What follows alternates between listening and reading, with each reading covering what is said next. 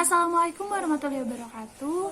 Sebelumnya yang saya hormati Ibu Wiwin selaku dosen pengampu mata kuliah Analisis Kebutuhan Pendidikan Masyarakat yang saya hormati.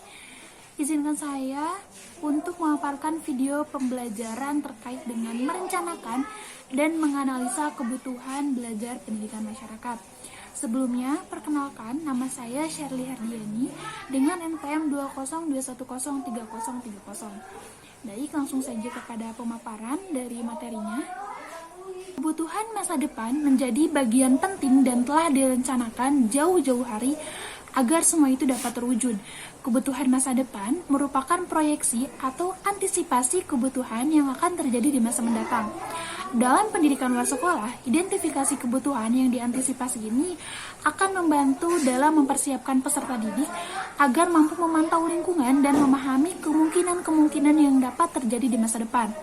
Kebutuhan ini diperlukan pula oleh para perencana pendidikan dan pembangunan untuk menghindari future shock dalam perkembangan dan hasil pendidikan di masa depan.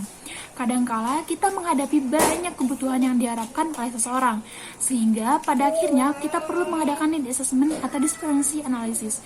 Kebutuhan diantisipasi atau masa depan berarti untuk mengidentifikasi perubahan-perubahan yang akan muncul di masa depan.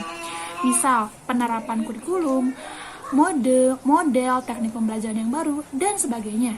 Salah satu identifikasi kebutuhan belajar masa depan adalah media pembelajaran. Media adalah perantara atau pengantar pesan dari pemberi kepada penerima pesan.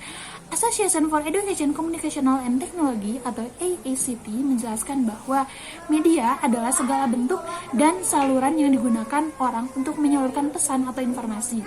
Pengguna media yang tepat mampu menyampaikan informasi maupun pesan yang disampaikan oleh penyampai pesan dapat diterima dengan jelas oleh penerima pesan.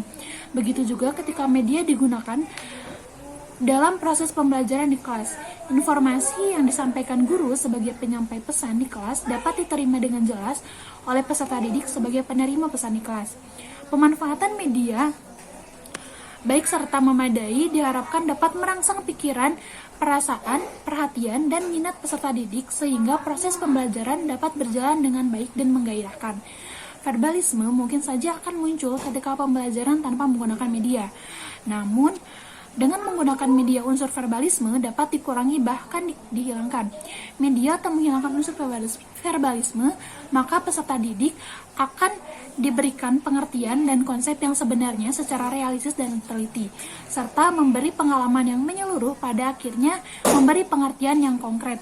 Hal ini sejalan dengan penelitian Garcia, Fierresantes, Gonzalez, dan Fernandes pada 2007 menyatakan bahwa berkembangnya kekhawatiran guru untuk meningkatkan kelas teoritis mereka bersama-sama dengan revolusi dalam isi dan metode yang dibawa oleh informasi teknologi baru bergabung untuk menawarkan peserta didik bentuk yang lebih menarik, efisien, dan menyenangkan untuk belajar. Sekian pemaparan dari saya. Mohon maaf apabila terdapat banyak kesalahan.